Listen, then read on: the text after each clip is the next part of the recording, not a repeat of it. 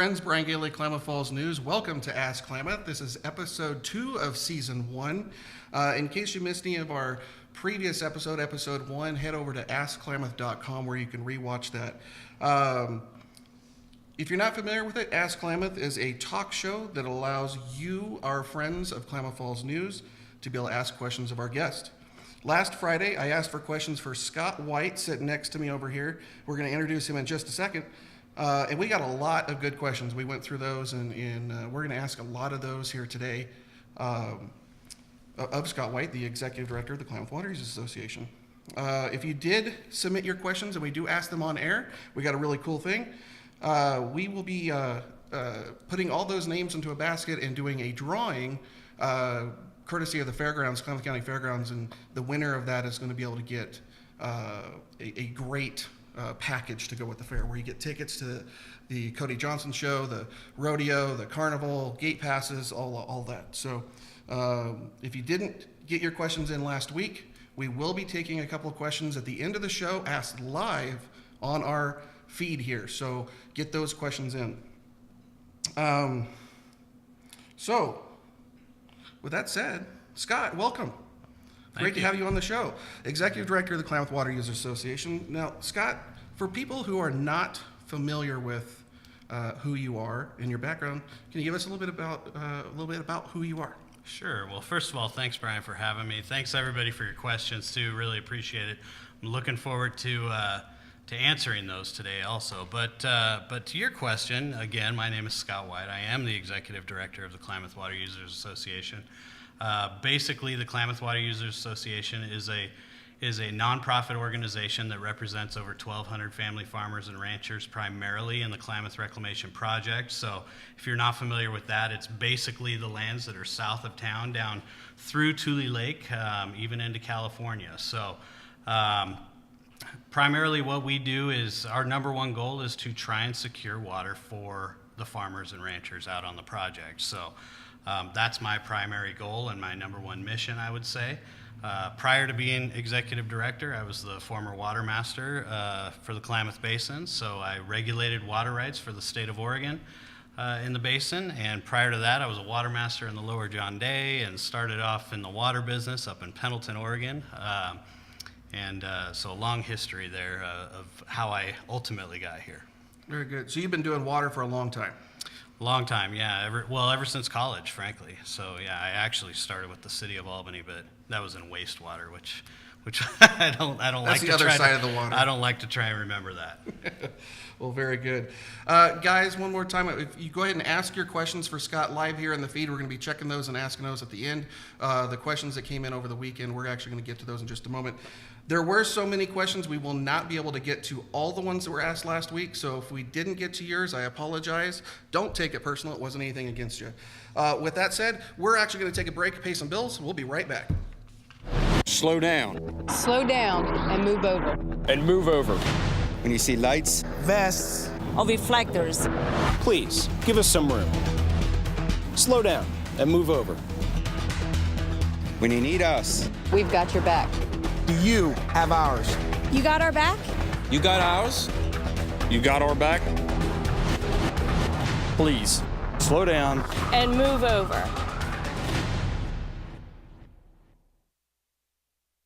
Family fun is coming to your neighborhood. For nearly half a century, Davis Shows Northwest has been bringing loads of smiles to families throughout the Pacific Northwest. And they'll soon be in your community with thrilling rides, great food, and exciting games. From bumper cars to the Gravitron to the many children's rides, Davis Shows is a family tradition you don't want to miss. So look for them on these dates and get ready for fun and excitement.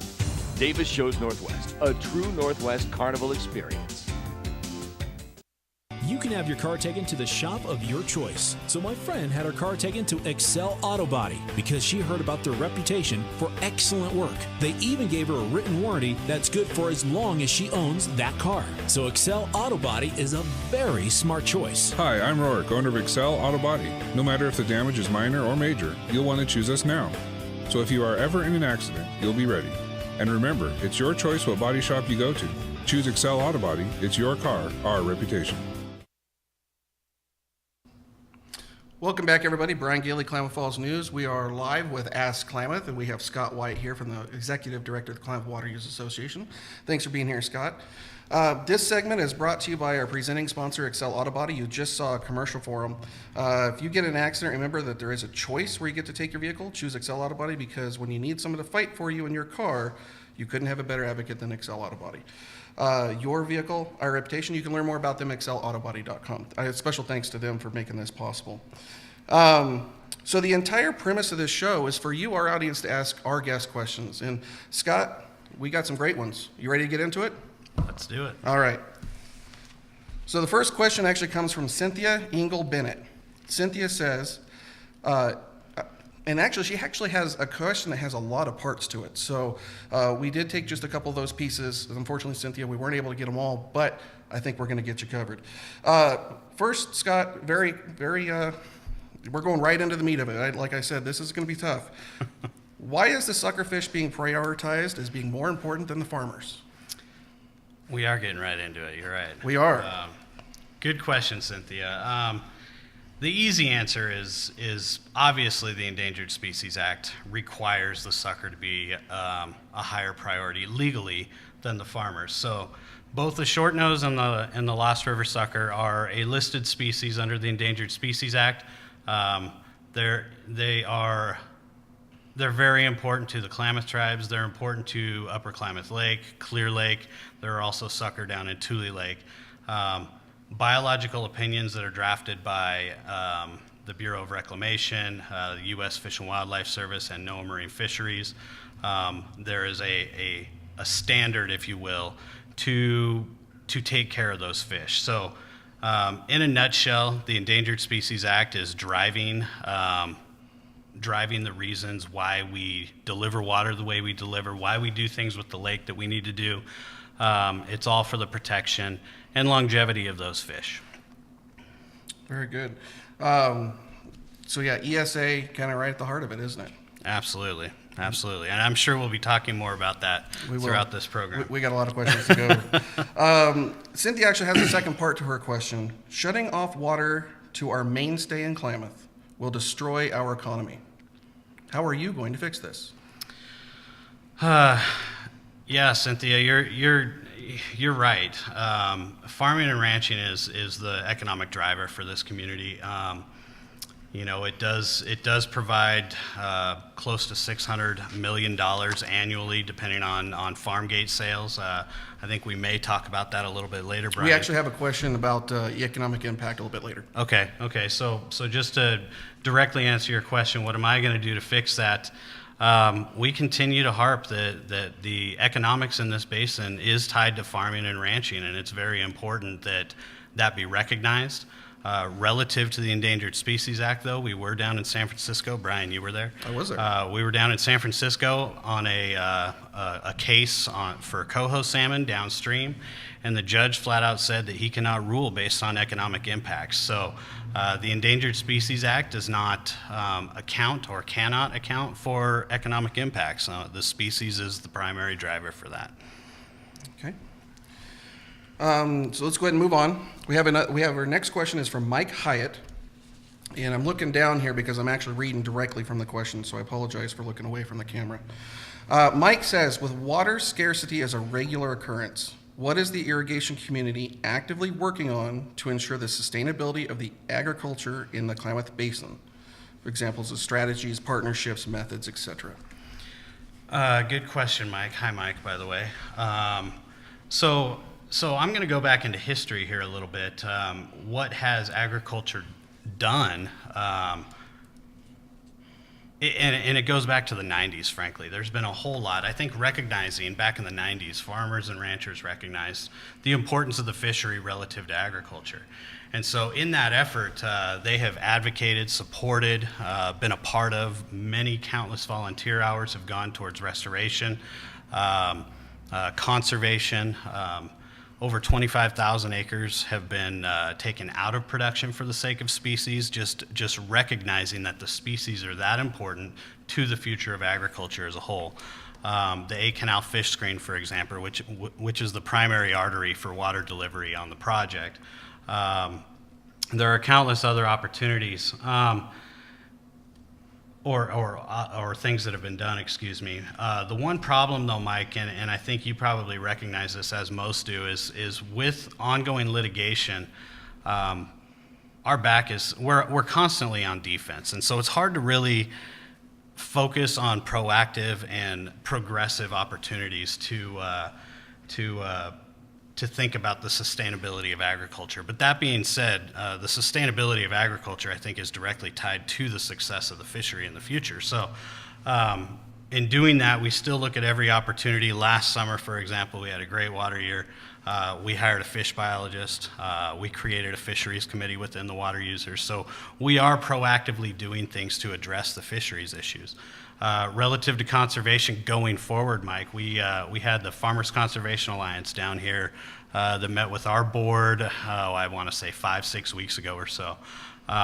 Every single irrigation district within our membership wants to work with the Farmers Conservation Alliance to seek out and identify more opportunities to be more conservative or more efficient with their water within the irrigation districts and on farm, I would say too. So we are, even though in the midst of litigation and constant struggle, we are trying to find proactive opportunities to be better advocates and stewards of the resource. So there's been a lot that has been done. You're going to continue to be working on things and as we move forward. Absolutely. Right? Okay. So that actually leads me to a question that I've got for you, Scott, is for decades, and it seems like forever, farmers have been asked to do more with less, produce more with less water, less resources, less land, but yet yield a higher per acre, everything. What are farmers doing now or what they could be doing in the future directly that could take less water? That's a great question, and I think pointing more to the on-farm stuff. I think just to kind of lay that out beforehand, though, it's important to note that the Klamath Reclamation Project is like 95% efficient. So in other words, every drop of water that's diverted out to ag land out there gets used up to 4 times. It's an extremely efficient project, and how I understand it, it's the most efficient project in the United States. That being said, however, being in the Klamath Basin and water being a very precious resource, there are a lot of efforts on farm that are being done and being practiced today relative to GPS, on their tractors. So they're putting products on the fields, their nutrients and things like that for the soils onto the fields at the right rates and not overlapping. Same with irrigation. There's a lot of irrigation efficiency out there. Soil moisture probes. There's a lot of laser leveling of fields going on right now. So for folks who have gone to flood irrigating, or I should say gone back to flood irrigating, they're laser leveling these fields so they can put an even amount of water across the field rather than 3 inches over here to get 1 inch over here type of thing. Obviously, there's been tremendous amount of technology that's going into irrigation equipment as well. Pivots are now starting to, those things, the arms on the end will swing out and get the corners rather than just overlapping out onto a road. All kinds of drones is another one. Drones are a biggie. A lot of people are flying their fields so they can see the inefficiencies in their irrigation systems, or if there's a certain patch of ground within a field that you can't see from the road or you can't see from the side, they can pinpoint that and then GPS it and deal with whatever the issue is there just by flying drones over. So a lot of cool technology is going into farming. Technology is, I think, exactly how you pointed it. Farmers are doing more with less, and I think that's a direct result of the technology that's out there today. Oh, very good. Yeah, and it just seems that way for all along. You just look back into even like the Midwest and things like the Dust Bowl prior days, and you got dozens of people working on a farm to harvest hay, for example, or wheat, or sure. And now it's maybe one machine, one guy, and one machine. Yeah. Yeah, so it's pretty incredible. Manpower's less, water's less, land's less. Yeah. So, very good. Well, Scott, thank you for answering those questions. We're actually going to take a commercial break. We'll be right back. Slow down. Slow down and move over. And move over. When you see lights, Vests. Or reflectors. Please, give us some room. Slow down and move over. when you need us. We've got your back. Do you have ours? You got our back? You got ours? You got our back? Please, slow down. And move over. Family fun is coming to your neighborhood. For nearly half a century, Davis Shows Northwest has been bringing loads of smiles to families throughout the Pacific Northwest. And they'll soon be in your community with thrilling rides, great food, and exciting games. From bumper cars to the Gravitron to the many children's rides, Davis Shows is a family tradition you don't want to miss. So look for them on these dates and get ready for fun and excitement. Davis Shows Northwest, a true Northwest carnival experience. You can have your car taken to the shop of your choice. So my friend had her car taken to Excel Auto Body because she heard about their reputation for excellent work. They even gave her a written warranty that's good for as long as she owns that car. So Excel Auto Body is a very smart choice. Hi, I'm Rourke, owner of Excel Auto Body. No matter if the damage is minor or major, you'll want to choose us now. So if you are ever in an accident, you'll be ready. And remember, it's your choice what body shop you go to. Choose Excel Auto Body. It's your car, our reputation. Hello, friends. Brian Gailey, Klamath Falls News. We're back with Ask Klamath and Scott White, the Executive Director of the Klamath Water Users Association. We're going to keep going right into these questions. We got a whole bunch more we want to do, but before we get there, I want to let you know that this segment's brought to you by Klamath Spine and Rehab Center. Dr. Ma has created a world-class rehab center, perfect for patients recovering from joint surgery, car accidents, and more. Learn more about what Dr. Ma and his team can do for you at klamathspine.com. So Scott, we're going to keep going right into this. We actually have a question from Eric Fitch. Eric is asking, he first makes a statement, then he asks, our dams do not collect enough water that melts off. Why is the state hoarding this water and claiming any moisture is controlled by the state and county as theirs, stopping any property owner from collecting their own supply? Now, Eric, I do have a couple of notes here. I'm not 100% sure that what you're referring to, but I believe you're referring to homeowners collecting, for example, rainwater for personal irrigation use. So with that in mind, Scott, I'm going to ask you, is the state controlling water, is the state controlling people from collecting their own water? How about I get to that in a minute? Let me just kind of address the state side of things. Okay. So the state of Oregon, you're right in one sense, Eric, that the state of Oregon does have control of the water. It is owned by, you could say the state, I prefer to say the people of the state. And so in 1909, the state of Oregon established the Oregon Water Code, and it was primarily based on Western water law. So in other words, first in time, first in right. So in other words, if you were to receive a water right, and you got that water right before your neighbor got a water right. In other words, to use water for whatever purpose, irrigation, domestic use, storage. There are countless uses of water out there and water rights that determine that. What that would mean is you would have right to that water in times of shortage over your neighbor, if you will, who has what they call a junior water right. So the water is controlled by the state, but it is owned by the people, and the people do have a right to pursue a water right to be able to use that water. Again, that was established in 1909, so it's been around a very long time. And I mentioned Western water law. That is primarily the law of the land in the West. So that being said, relative to capturing your own water, or rainwater, if you will, in 2009, the Oregon Senate passed Senate Bill 79, which allowed the capturing of rainwater for your own personal use. So you can actually capture water off of your roof, pipe it over to jugs, use it to irrigate your garden, use it to fill your pond, whatever you want to use that for, but you can actually do that yourself. I actually do it myself. I have 3 50-gallon tubs that are connected to my rain gutters, and I use that to primarily irrigate my raspberries on the side of my house. So you can do that. The Senate passed that in 2009. Oh, very good. It's good to know. Let's move on. Tricia Tryon Plass. If I screw up your name, I apologize. But Tricia is asking, I would like to ask Scott, what is being done to create more water storage? We just talked about water storage for your raspberries, but I think she's thinking a bigger scale. What's being done to create more water storage? It seems like a good solution. We cannot create water, but we should be able to store it. That's a good question, Tricia. I'm gonna stay focused on the Klamath Basin in this case. There are other areas of the state where water is still available. I say is still available. There is still some instances in the Klamath Basin where water can be available, and this goes back to the state of Oregon and the allocation of water. So generally speaking, we are fully allocated in the Klamath Basin. However, there are select months in the wintertime where storage is actually available.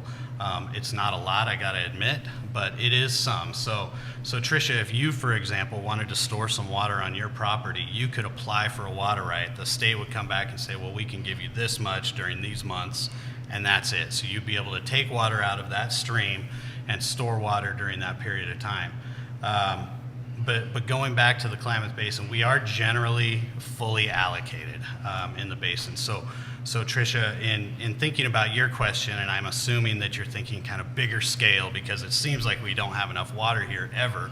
The water is fully allocated. In other words, every amount of water that falls to the earth from the sky or comes out of the ground has a purpose already. And so to put in large scale storage the state would never go for it. Now, feasibility studies have been done in the past for larger scale storage. And there may be opportunities there someday if water is retired or, there's lots of circumstances that could potentially occur. Today, though, those circumstances don't exist.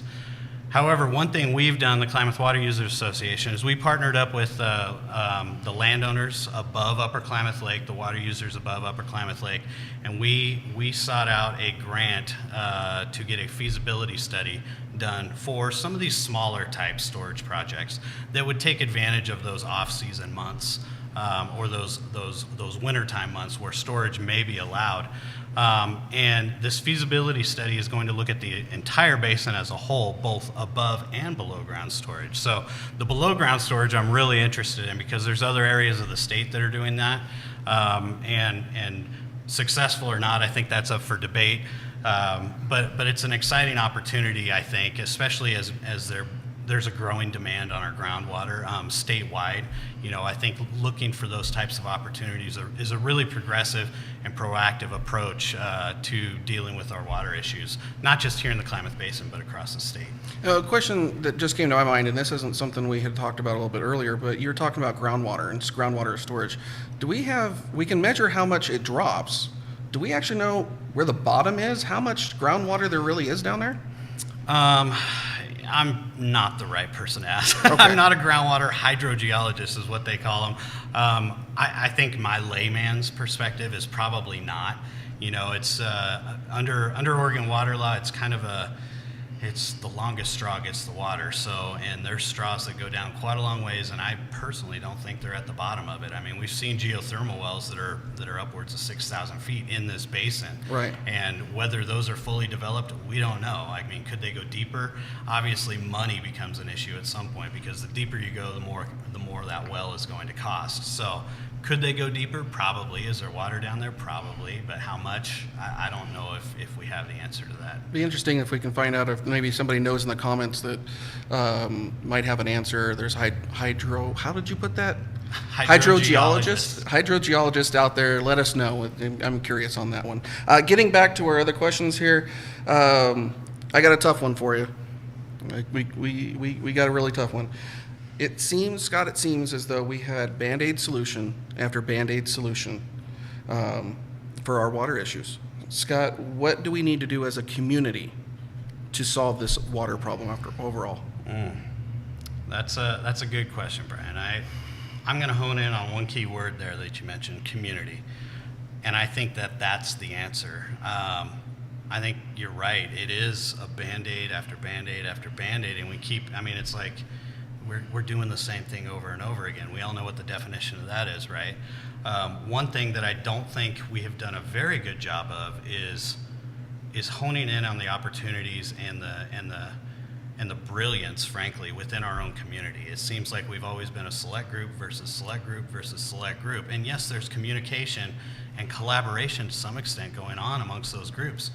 But if we focus more on a community, this is our community, this is the Klamath Tribe's community, this is the farmers' community, this is the downstream's community, I think we could go a long way if we just change our mindset and start thinking, how are we going to survive as a community as a whole, a watershed-wide community as a whole, not just an ag community as a whole, or not just a tribal community as a whole, or a business community as a whole. We've actually been really engaged with the business community of recent. We meet periodically, regularly, frankly, with the business community talking about water, and the business community, I think, is engaged more so than I've ever seen them, or at least I've witnessed.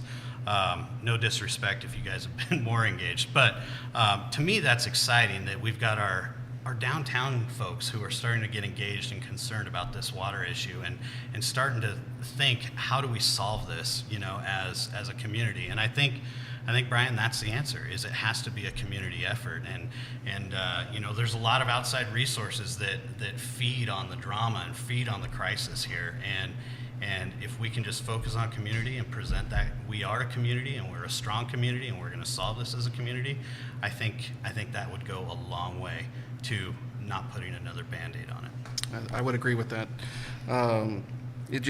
Band-Aid solutions is just, they're temporary fixes. As a matter of fact, one of the things we may talk about in a little bit is some money that's coming from Congress. And again, it's more of a Band-Aid fix. It's a temporary.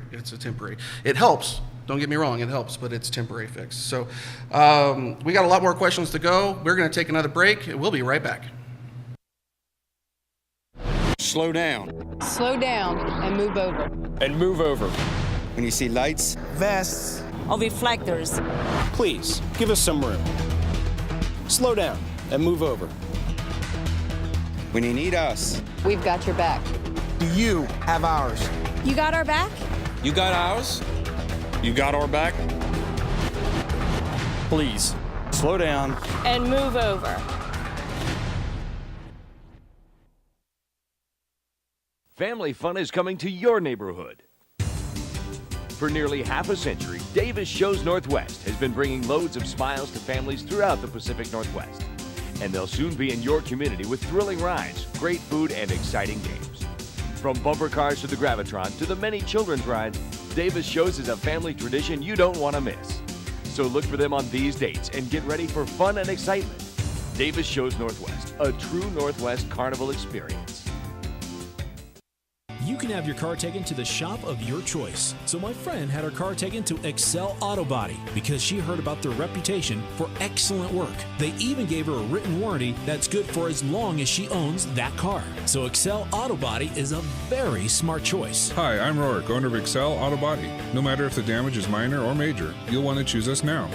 So if you are ever in an accident, you'll be ready. And remember, it's your choice what body shop you go to. Choose Excel Auto Body. It's your car, our reputation. Hello friends, Brian Gailey, Klamath Falls News. We're back with Ask Klamath and Scott White, Executive Director of the Klamath Water Users Association. This section is actually brought to you by Ace Towing. Special shout out to them. If you need jump starts, lockouts, you're out of fuel, tire changes, collision towing, and more, Ace Towing has you covered. You're going to want to put this number in your phone, 541-884-9388, 541-884-9388, because when you need them, if you don't have it in your phone, you're not going to remember what it is. So put that in your phone. So Scott, we're going to keep going on with the questions. You ready for some more tough ones? I am. All right, let's do it. So the Klamath Water Users Association is an advocacy group for water users, right? That's what it's kind of known for. How are your association relationships with other organizations dealing with water, like the Bureau of Reclamation, U.S. Fish and Wildlife, Klamath Tribes, the downstream fisheries, and others? Relationships, I think overall the easy answer is the relationships are good. They're kind of like a sibling relationship, right? It can be like a roller coaster, whether you're in agreement on something or not. But since 1956, the Klamath Water Users Association has been working directly in partnership with the Bureau of Reclamation and maximizing deliveries for the contractors, and that's what they are, is the irrigation districts are contractors with the Bureau of Reclamation. So maximizing deliveries for their contractors, in other words, getting water out to the folks on the ground to grow food. And so, our relationships are good. It's not just with the Bureau of Reclamation. We also work closely with the Fish and Wildlife Service, NOAA Marine Fisheries, obviously the tribes, the state of Oregon, the state of California. Just a reminder, the Tule Lake Irrigation District is in the state of California, but is a part of the Klamath Reclamation Project. So we work with the state of California. We work with a large variety of conservation groups, other NGOs that have an interest and actually provide a lot of benefit, frankly, for the Klamath Basin from a restoration, conservation, even from an irrigation perspective. So, lots of relationships, lots of interesting dynamics amongst those relationships, but overall, I would say they're fairly good. I mean, we can pick up the phone and call, virtually anybody and have a reasonable conversation, whether we agree or don't agree. We have that opportunity, and to me, that's something that's pretty special, and I think is something that's important to eventually find a solution, an overall solution to these water issues. It's going to take ongoing relationships and good relationships moving forward. Very good. We got a few more questions to go. Don't forget to put your questions in the comments. We're going to be asking some of those live questions here at the end of the show, so you want to stay tuned for that. Put those questions live in the comments. Scott, you've mentioned a couple times economy, right? In ag being pretty big in the basin. How big is agriculture in the basin when we're talking economy? Well, some numbers that came out, I think, in 2012, might have been 2013, is that agriculture, farm gate sales within the Klamath Reclamation Project is equivalent to about $300 million. What that translates to into the overall economy is, well, there's a multiplier of, I think it's 1.9. So generally speaking, the economic impact of agriculture in this basin is just under $600 million, give or take. Again, those are 2012, 2013 numbers there, so it could be higher, it could be lower, and obviously it depends on the water year too, and whether every acre is being, whether there's production on every acre or not. So, but let's just hypothetically say a full delivery of water, every acre is being irrigated. It's roughly $600 million. Those are dollars that are driven into this economy that are spending money at Home Depot, spending money at restaurants, at buying clothes, buying you name it. Spending their money downtown or within the Klamath Falls hub, if you will. And keep in mind too, agriculture, extends out to Lake County, down south into California, Doris country, and even up north. And Klamath Falls is generally the hub. Those dollars are being spent here locally. So it's extremely important from a local economic standpoint. It's the lifeblood of this economic community. Well, it's very important. I mean, I know a lot of people are concerned about the future of Klamath Falls. You read about it, you hear about it all the time about, we should do this, we should do that, our community should look like this. Well, without dollars coming into the community, it's harder and harder to do those great things and try to build that vision that we all have for this community. Very good. Now, to clarify a couple things, there was a couple of keywords in there that perked my interest in some things that I didn't maybe understand. So if I didn't get it, maybe there's some of you guys that, as well. You say farm gate sales. Can you define what is farm gate sale? How much money is coming in to the farm as a result of what they have done all summer long? Okay. They grew a crop, they harvested the crop, they sold the crop. Okay, so it's the sale of the crop and the profit essentially. Yeah. Okay. Do you know where that $600 million lies with other industries in the county, and maybe in the basin as a whole, not just county? Oh, I didn't do that level of homework. I don't. We constantly hear that agriculture is the driver. This is a great question for Oregon State Extension. Yeah, Willie, if you're watching, you're on my list to get on the show. Yeah, comment, Willie. So yeah, I can't compare it to one or the other industry. It's one of the top drivers, though, in this economy for sure. Okay, very good. So that leads us kind of into the next thing, and it kind of goes back to the Band-Aid question just a little bit. Is Congress has approved $10.3 million to come to the basin. Where is that, and when it arrives, where's it going to go? Yeah, so back in December, we went to our congressman and said, look, this year's shaping up to be pretty ugly. Is there any opportunity that we can get some drought relief dollars to the basin to help folks that are really struggling? And there are some folks that are really struggling out there. I mean, just to kind of set the stage there, commodities market is not great right now, so there's not a lot of cash reserves on hand for a lot of these guys, and so they're literally operating on whatever they've got in the bank, or they may have gone out and got operating loans, and so there's not a lot of cash reserves. And so with the commodities market down and not a lot of cash reserves, there's people who are really suffering. And then when they're hearing there's no water coming, they're thinking, oh my goodness, how am I going to pay my loans? How am I going to pay this bill, that bill? How am I going to put seed in the ground? How am I going to harvest it? Et cetera, et cetera. The list goes on and on. So we went to Congressman Walden and asked him for some drought relief dollars, and he, along with Senator Merkley, Senator Wyden, secured $10.3 million in the omnibus bill. That money got put into Reclamation's budget. Today, we are currently working with Reclamation to kind of work out the kinks to get that money out on the ground.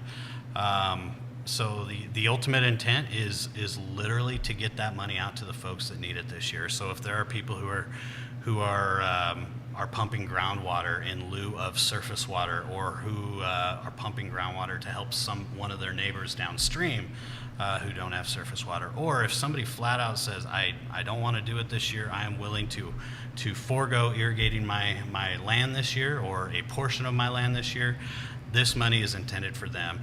And the ultimate intent is to try and meet supply with demand. So in other words, we don't have the supply this year. The demand is obviously still there. What activities can we do to help folks that actually need it, who actually want to farm this year? And so that's the ultimate intent. It's intended for, it's a drought, and we're suffering as a result of it. These guys are suffering as a result of it. Now, it's not a secret, I have family in ag as well. Right, in the Newell area, and my roots run deep in the basin with the connection into ag. So, and that's never been any secret. But we try to stay as neutral as possible in things like that. And a lot of times they don't want a handout. That's kind of how they see it. They just want to be able to work, right? And I totally understand that. But for the ones that are looking to maybe idle their land or do some of those things that you're talking about, when can they start getting their name put on a list? Is there an application process? How does somebody get into that? Yeah, well, you're absolutely right, Brian. The guys, they want to farm. They want the water, period. They want to get dirt under their fingernails again. They don't want to be sitting in meetings trying to figure this out, trying to solve this problem or that problem. They want to go to work. But to answer your question directly, we're very close. I would say within days of announcing the program, the number you can call, what the program's called, a website. I would recommend you plug into our Facebook page, Klamath Water Users Association, or check out our website, www.kwua.org. You're more than welcome to call us. We can give you an update with what we know, but like I said, it's a matter of days to we're going to be announcing the program that's available. And so I know there's a lot of people that are just on edge waiting to hear, how do I sign up? How do I sign up? What can I do? What's available? And all of that is going to be answered here extremely shortly. Like I said, we're still trying to work out the last minute kinks in my mind to get that money out on the ground. It's been a bit of a frustration. I wish it was done, months ago, or we could have announced it months ago. That was the whole intent, but unfortunately we're not there. And so we're working with what we got, and so hopefully we have an official announcement here in the coming days. So just a few days is what we're hoping for. Absolutely. Do we have any idea who's all going to be able to apply? Is this just project users? Is this going to be upstream as well? Do we have any idea? So this is primarily for the Klamath Reclamation Project. If you own land within the project, you will be eligible for it. Given that it's through the reclamation budget and in their spending plan as drought relief for the reclamation project, off-project folks are not. It's kind of a legal issue there, right? Reclamation, yeah, anyway. So yeah, it's primarily for the Klamath Reclamation Project. Very good to know. All right. Well, Scott, we're going to take another short break here. Be sure to get your questions in this next segment. In just a few minutes, we're going to be asking your questions. So get your questions in right now for what you would like to ask Scott, and we're going to be right back. Slow down. Slow down and move over. And move over. When you see lights, Vests. Or reflectors. Please, give us some room. Slow down and move over. when you need us. We've got your back. Do you have ours? You got our back? You got ours? You got our back? Please, slow down. And move over. Family fun is coming to your neighborhood. For nearly half a century, Davis Shows Northwest has been bringing loads of smiles to families throughout the Pacific Northwest. And they'll soon be in your community with thrilling rides, great food, and exciting games. From bumper cars to the Gravitron to the many children's rides, Davis Shows is a family tradition you don't want to miss. So look for them on these dates and get ready for fun and excitement. Davis Shows Northwest, a true Northwest carnival experience. You can have your car taken to the shop of your choice. So my friend had her car taken to Excel Auto Body because she heard about their reputation for excellent work. They even gave her a written warranty that's good for as long as she owns that car. So Excel Auto Body is a very smart choice. Hi, I'm Rourke, owner of Excel Auto Body. No matter if the damage is minor or major, you'll want to choose us now. So if you are ever in an accident, you'll be ready. And remember, it's your choice what body shop you go to. Choose Excel Auto Body. It's your car, our reputation. Hello, friends. Brian Gailey, Klamath Falls News. We're back live with Scott White, the Executive Director of the Klamath Water Users Association, here on our second episode of Ask Klamath. We got one more question before we start asking your questions that came in live. But before we do, I actually wanted to go down the list here and acknowledge some of the people who've commented so far. James Garland, thank you for letting us know about the audio levels. Hopefully we got that tweaked and boosted just a little bit. It also mentions you shared to 5 Facebook pages. Thank you very much for doing that. We're trying to get it out to as many people as possible. Mike Hyatt has responded to your response to his question, says, great answer, Scott. FCA should help for the sake of the irrigation community. That's Farmers Conservation Alliance, FCA. Rourke from Excel Auto Body is on there. He says he loves Dr. Ma at Klamath Spine. So little sponsor love going on there. So get your questions in if you would. This segment's actually brought to you by our location host right here. We've turned the different direction this time, but we're in Gathering Grounds Roastery. We've got some product placement cups going on here. Special shout out to Jason for letting us do this. He's actually letting us be here all season and for just giving him a couple of shout outs. So I appreciate everything Jason does for us. And he got a great cup of coffee as well. So if you haven't checked it out, come on down. So Scott, we got a question. And this is probably the hardest question to answer today. So this one didn't come in from a viewer, but it was inspired by a couple of questions, and I kind of put this one together. And it's probably something that's on the top of everybody's mind. So we've had a lot of spring rain this year. We actually had a winter that wasn't too bad. It could have been a lot worse. We had some water carryover from last year as well. When you drive by the lake, it looks full. Why are we having water issues? All right, Brian, you're going to have to bear with me on this. This is a very, very loaded question. I'm probably going to forget more than I remember on this. So if you need to just jog my memory or nudge me a little bit to get me to say this or that, just let me know. I'll start with last year. Last year, a judge ordered an injunctive flow regime for the river. It was an ESA case that was brought on by downstream interests that required 3 separate flow regimes. One they call surface flushing flows that needs to be done annually. Another is called deep flushing flows that needs to be done every other year. And the other is dilution flows, which needs to be done when certain triggers are hit in the river relative to disease. The surface flushing flow is equivalent to roughly 50,000 acre-feet.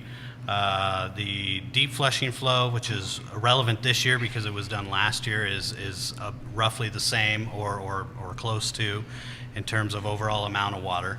And the dilution flows, how it's defined is 50,000 acre-feet needs to be held in reserve should those triggers be hit, and then you have to release that water at a certain rate.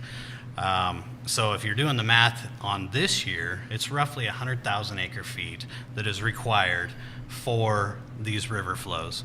That it wasn't a requirement the year prior. So fortunately last year we had a great water year. We had 130% precip. I mean, there was more water than we had seen in a very long time. So the surface flushing flow was accomplished, the deep flushing flow was accomplished, and thankfully the dilution flows were not required. That could have been crippling to the project last year, but fortunately it wasn't. This year, however, facing a drought, the surface flushing flows were implemented. The dilution flow trigger, or was triggered a couple of weeks ago. The dilution flows were just completed just last week. And going back to the math, that's 100,000 acre-feet. And for those of you that can't quite visualize what an acre-foot is, if you could picture a football field, that's roughly an acre, right? So picture a football field, 1 foot deep of water. That is 1 acre-foot of water. So imagine 100 football fields covered by 100 football fields by 1 foot of water, or the other way around, 1 football field 100 feet high. So, so that's an acre-foot, 100,000 acre-feet. Well, that comes, ultimately directly out of the project allocation. So, on a year like this, we had roughly a 300, maybe a little over 300,000 acre-foot allocation. A full allocation under the biological opinion is 390,000 acre-feet.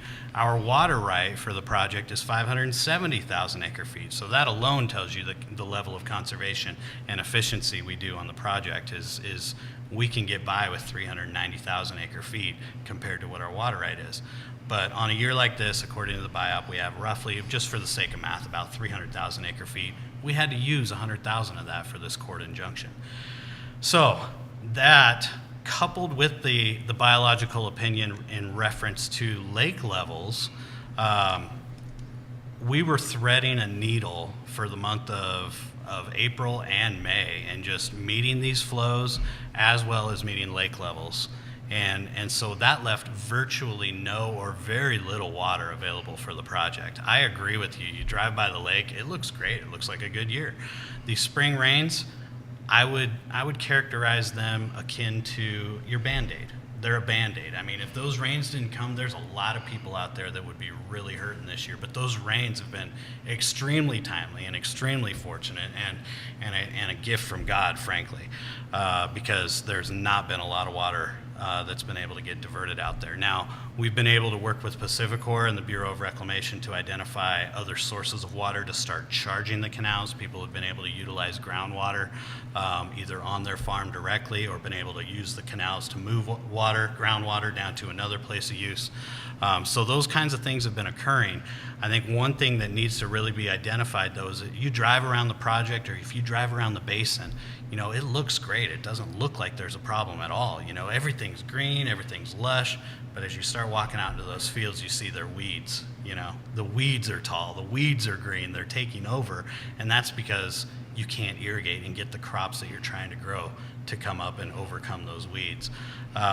So that's just one thing. The rains also really help in keeping everything green too, but it doesn't really tell the real story of what's going on the ground. And I would say there's over half of this project that hasn't received a drop of water other than rainfall to date. So now what we're hearing is come June 1st, the shackles should be loosened, so to speak. However, we saw last week the Klamath tribes filed a lawsuit looking for higher lake levels. We don't know what's going to come of that. That may have some further impacts on the folks later into the season and that's when they really need it. They're just starting to get going and starting to go to work, and next thing you know, they're done. But primarily what we're facing right now today is the fact that we've had these injunction flows to implement, as well as trying to thread the needle to meet lake levels. Okay, lake levels, again, we're just going to summarize. Lake levels is in response to the suckerfish. Yes. And the flushing flows you're talking about is in response to the C. shasta disease affecting the coho salmon, correct? Correct. Okay. So we've got an upstream and a downstream issue. Regulating the flow of the water is ultimately what's going on. Yeah. And we're stuck in the middle. A lot of people throw 2001 out there, you know, and if for those of you that don't know, in 2001, there were conflicting biological opinions that basically came out, and a judge said no water for the Klamath Reclamation Project. And of course, the famous bucket brigade of 2001 that occurred right out here on Main Street. I was here. And all that stuff. A lot of people are looking at what we're facing today as akin to that. And I would even add another layer to that is with the recent adjudication of water rights. The upper basin needs to be recognized. They're suffering as well. So water rights have been called up there that has virtually shut off all irrigation in the upper basin as well. So, I mean, the 2001 issue, in my mind, today is even bigger. It's definitely very complex. Very much. Very much complex. Let's take a look here and see if we've got any questions that came in. Going through, James Garland, he tries to help wherever he can. Thanks, James. I appreciate that. Megan Solis comments, no snowpack, ESA regulation, and tribal senior water rights. I think she's trying to help answer the question as to why we have no water. And Tim Cleland says, Scott White is a living legend. I cannot make this stuff up. Somebody says you are a living legend. So, guys, we have a living legend on the show. Well, I'm not the coach of the year, Tim, but yeah, thank you. All right, so I'm not seeing any good questions there, so we are actually going to kind of move on along. Scott, do you have anything that you would like to add? Anything that you would like to talk about? Anything that you would like to discuss? Well, the mic is yours. Let's go back to the snowpack piece. I think that's an interesting thing, and part of the complexity that I think is hard to grasp is, you know, we saw, you know, snowpack this year. We saw snow. It wasn't a whole lot. I mean, I think we could drive to Medford and back pretty easily all winter long, but there was snow. But as of yesterday, snowpack is 0. So all the snow that we accumulated this year is virtually gone.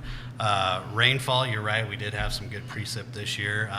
You know, hopefully we have some more, and we usually do come in July and things. Usually when they knock hay down, or if you wash your car or something like that, we'll get some rain. But hopefully those continue to help get us through the rest of this season. So we need everybody to go wash their car. Is that what you're saying? Go wash your car. Go wash your car. So yeah, but it is important to note that snowpack is gone as of today. So anything that we had up there, you know, is in the streams or is seeped into the ground, and so yeah, that's something I think that's important to note. Very well. Well, Scott, I want to thank you for being on the show. How do people get to know more about the Klamath Water Users Association? If somebody's not familiar with you, how do they find out more, and how can they become involved? Absolutely. We have a lot of committees. If you want to get involved with water users, I would say, first of all, check out our website, check out our Facebook, obviously. Give us a call, set up an appointment. I'd be happy to personally sit down and talk to you about some of the committees, how you could get involved personally, and be a part of these solutions that we're so in desperate need of. And not just agriculture, I say that for the community. I'd be happy to have that conversation with you. So, you know, we've got a deputy director in there. Chelsea's in the office. She'd be happy to talk to you. We've got a board of directors that I think anybody would try to find some time to sit down and have a conversation with you. But if you request, I'm sure we can pull a number of people together. So, yeah. Going back just a second, you mentioned your deputy director, Mark Johnson. Yes. He's a biologist. Yeah. So, you know, we were talking earlier when we first got on that you were discussing how the Klamath Water Users is not just irrigation, but you're trying to involve all the other things, the fisheries and whatnot. Yeah. Mark is a biologist. He's not a water guy per se. He's a fish guy, right? Absolutely, and I'm glad you brought that up, Brian, because you're exactly right, and that just goes to show you, in my mind, what the water users has transitioned into since the 90s, and recognizing that the fishery it's important to this basin, it's important to this community, it's important to agriculture. And we hired Mark Johnson from the United States Geological Survey. He is actually, I think somebody the other day said he probably knows more about sucker than anybody else in this basin. I don't mean to cause any conflict there when I say that, but I like to think that, right?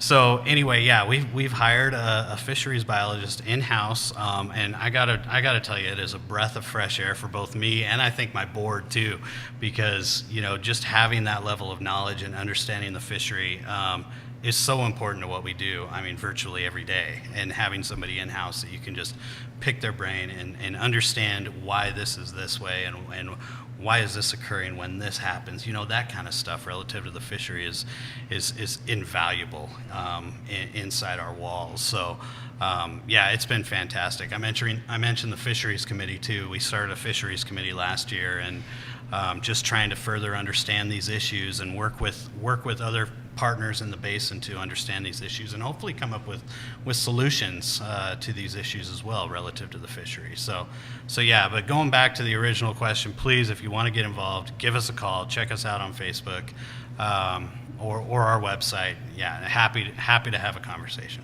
Well, very good.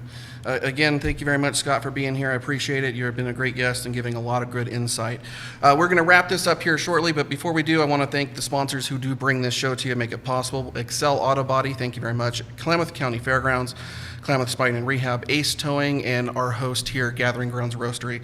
Klamath Falls, the Ask Klamath show that you are currently watching is a production of Klamath Falls News, hosted by myself, Brian Gailey. Our off-camera show producer, monitoring audio and switching, is Damian Johnson. We'll see if there he is. Pop him up on screen. We couldn't do it without him. It's impossible to do this show and be a talent. So, Damien, thank you very much. If you didn't catch the entire live broadcast, that's okay, because as soon as Facebook does its magic, this show will be available for rewatch right on Facebook.